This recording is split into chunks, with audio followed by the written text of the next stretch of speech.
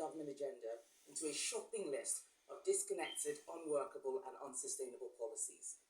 The knowledge that the nation state, our democratic nation state, is the best way for people to live in harmony and enjoy prosperity has been overridden by the noisy demands of those who want to delegitimize, decolonize, and denigrate.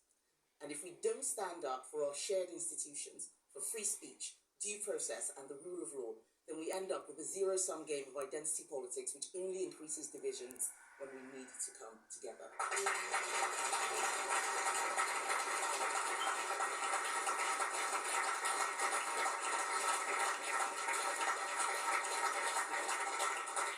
So free markets, limited government, a strong nation state, those are the conservative principles we need to beat back protectionism, populism, and polarization, and to prepare us for the challenges ahead to win for our country.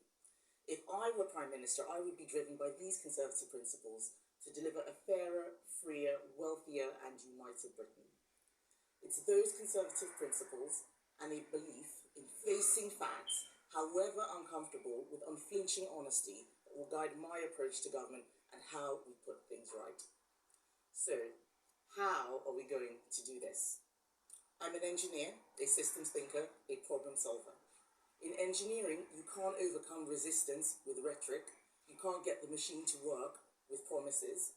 You need to analyze the issue deeply, untangle the mess others have made, and methodically put things right. In the debate we've been having about the future of our party and our country, there have been lots of promises to cut taxes, and I can understand why. With economic growth faltering and the highest tax burden in decades, it is right that we ask how we reduce taxes on businesses, families, and individuals. And I am committed to reducing corporate and personal taxes, but I will not enter into a tax-bidding war over my tax cuts are bigger than yours. To make promises that you cannot keep is a betrayal of everything that I stand for.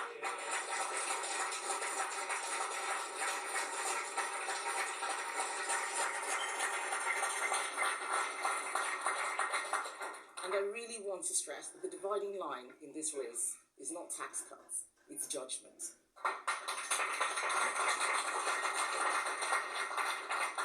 We can only deliver lower taxes if we stop pretending that the state continue to do everything we are currently trying to do.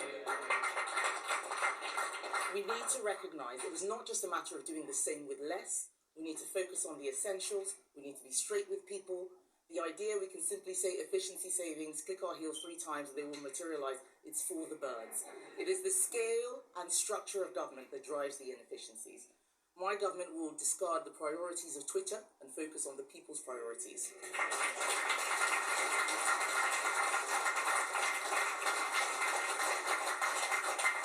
When we can't deliver passports and driving licenses on time, why are we spending millions on people whose jobs literally didn't exist a decade ago, like staff well-being coordinators in the public sector?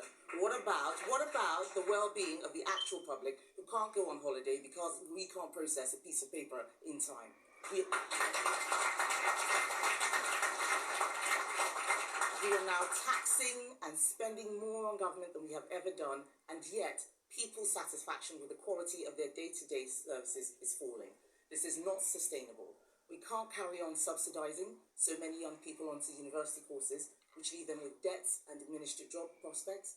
We must require schools to concentrate on effective whole-class teaching of rigorous subjects rather than allocating tight resources to superfluous support staff and peripheral activities. We should get the police to focus on neighborhood crime, not waste time and resources worrying about hurt feelings online.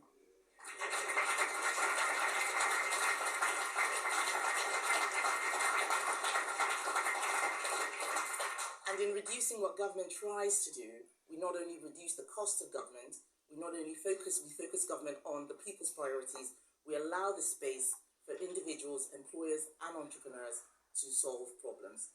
And only then do we create the opportunity to cut taxes.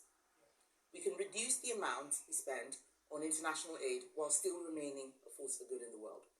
We can ensure an efficient civil service, but let's be clear, simply getting rid of diversity and equality officers is not going to move the dial. It's not good enough to just promise a bonfire of quangos Every single Kwango leader should be accountable and sackable by a democratic minister. We can create proper accountability around the £100 billion in grants which government currently dispenses. Every household in the country, especially during this current cost of living crisis, thinks about value for money with every pound of the earned wages that they spend. Government doesn't do that with people's hard-earned taxes. While the priority of the £300 billion the government spends on procurement should be value for money, in truth, this is being undermined by tick box exercises in sustainability, diversity, and equality. These are good things, but they need to be done properly, and we mustn't move away from the core mission. Now, I recognise that this is an ambitious agenda, and running to be Prime Minister when you're a 42-year-old is by definition ambitious. But I am ambitious, but for our country and for our party. I chose to become a Conservative MP to serve, and I chose this country because here I could breathe free and I could be everything that I wanted to be. I grew up in Nigeria, and I saw firsthand what happens when politicians are in it for themselves, when they use public money as their private piggy banks, when they promise the earth and pollute not just the air but the whole political atmosphere with their failure to serve others. I saw what socialism means for millions, poverty and broken dreams. I came to Britain determined to make my way in a country where hard work and honest endeavour can take you anywhere. I paid my way through college, working in McDonald's, flipping burgers, cleaning loos, and I learned firsthand that earning your own money rather than relying on others gives you not just more freedom, but more dignity. I am so grateful to so many people who took a chance on me and helped me succeed. But I also remember that throughout my life, there have been people who said, you can't, you shouldn't, this is not for you. And in politics, many people who said, you're in the wrong party, you're saying the wrong things, you can't do that. But I'm not the sort of person who you can sideline, silence, or cancel.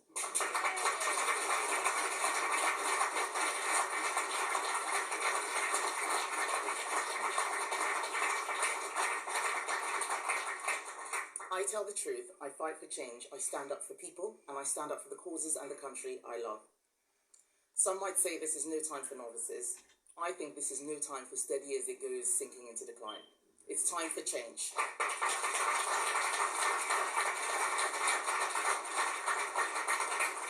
To win the next election and deliver Conservative solutions to the challenges of today, the Conservative Party must stand as the party for change. I have the conviction, the courage, and the clarity of thought to deliver that change for the people of this country. Thank you.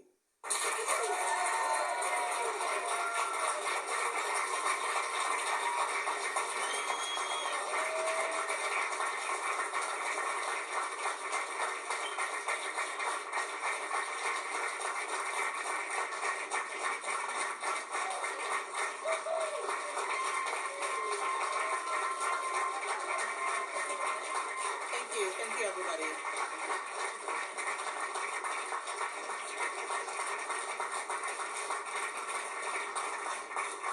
Thank you.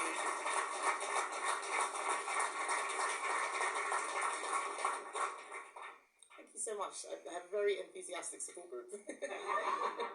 Thank you. And now on to questions.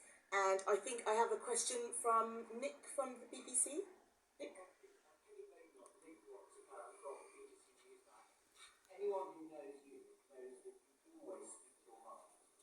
But I'm wondering how that would work if you become Prime Minister. And if there's a choice between achieving unity in your divided party or pursuing your convictions, what comes first? Unity or conviction? I don't agree with the premise of your question, Nick. I think you can do both.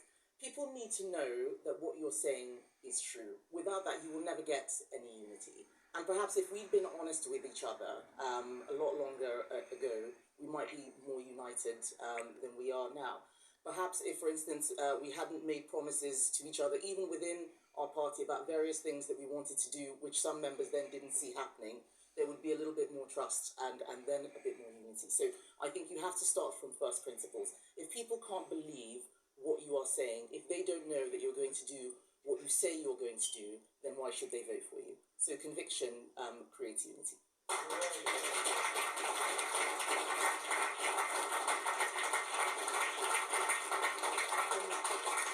And then from GB News, Darren McCaffrey. Just in many regards, what you've talked about today, setting up the policy agenda, what is the kind of ambition, particularly on the Labour Party, at the next general election? We may only be 18 months out. What do you think is going to win over those voters who switched to the Conservative Party in 2019? I think it's my approach is to focus on how we can present ourselves as a party of government. I never start by attacking Labour. We are in government and we need to continue to demonstrate competence, but also we need to show that we are a party that listens to the public. For the last few months, we've spent a lot of time talking about ourselves, which I think has been really unhealthy. We need to talk about people's priorities. At the moment, that's cost of living, it's education, it's crime, it's health and social care, it's those bread and butter issues. I do think that Conservatives have the right policies and we need to articulate them better, especially when we have difficult decisions to make. But what I would say to people who are considering voting Labour is that almost everything that we have done that they didn't like, Labour wanted us to do more of it and go faster and harder.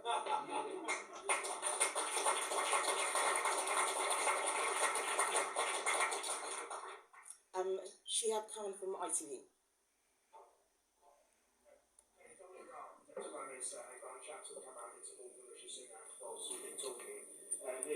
This trust has got the support of Jacob Rees-Mogg and Lizzie Truss. There seems to be significant momentum behind two of those, both of whom have served in senior positions within the cabinet. How do you differentiate yourself and take those two campaigns on, given that there's so much momentum behind them? So I have a lot of respect for Rishi Sunak and Liz Truss. I was a junior minister to both of them in the Treasury and Inequalities, but I feel that there needs to be a genuine debate in our party before we select the leader. We shouldn't just assume that it's a continuation of what we've had before, but with different personalities. So I do think I am a differentiator because I do think that I talk a little bit more about what the state is doing wrong. I think we sometimes get overly defensive as a government and don't want to stop doing certain things because it looks like they are U-turns. I think sometimes we worry about changing our minds if things aren't working. I'm prepared to actually look at many of the activities that government is carrying out which don't necessarily need to be, which the states, in fact, I should say, rather than government, which don't necessarily need to be done. I think that is a differentiator. I think that I differentiated myself from both of them on lots of social issues when I was speaking in my equalities brief, and I have something to say that I think the party and the public want to hear. So I'm in this to win it. I'm not worried about Rishi, I'm not worried about Liz or any of the other candidates. I want you to hear the message that I'm giving.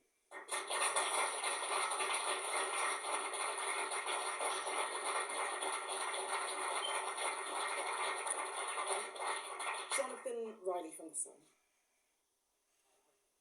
You talk about not having completely free lunch, but many some readers will be concerned about paying their heating bills to buying groceries that are affordable. If you became Prime Minister on September 5th, what would you do in the short term to tackle the cost of living crisis? So the cost of living crisis is the big thing that we're dealing with, and inflation is what's driving it and likely to make things worse. So tackling inflation, that's what government should be doing. We need to get it under control because if we don't, things could still get a lot worse. And I think that if we focus on the things that government should be doing, that only government can do, we will make things easier for people both in the short, medium and long term. What I'm not going to do is come out with lots of micro policies about giving people £50 cash here or a rebate there. I think it's very inefficient. There's a lot of dead weight in how we run government. I have people in my constituency telling me that they don't need the winter fuel payments that we give them because they can afford it. Why do we not have a more sophisticated mechanism for means testing? Those are the sort of long-term things which government should be doing, which we haven't been doing because we're focusing always on the short term, on the news headlines for tomorrow. So what I'm not going to do is give headlines for tomorrow. I'm talking about system change.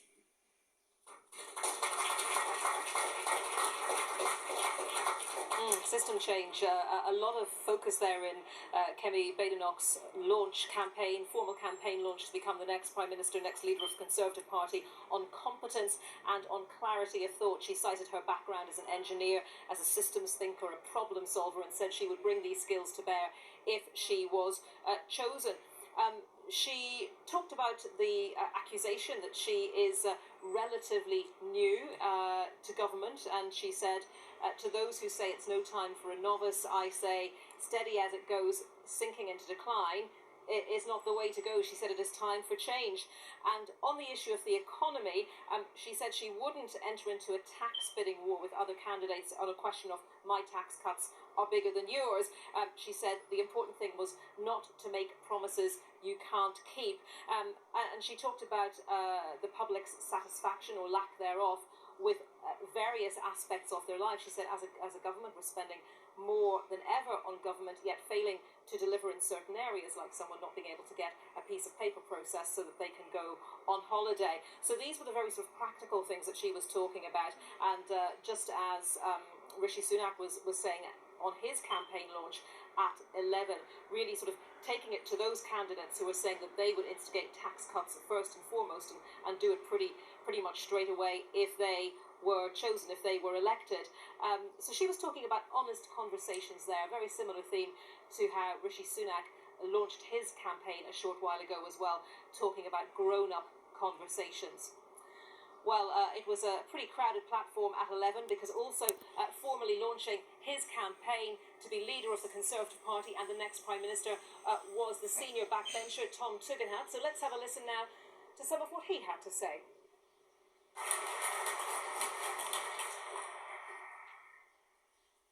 Well, good morning. It's very good to see you. Welcome. Families across the United Kingdom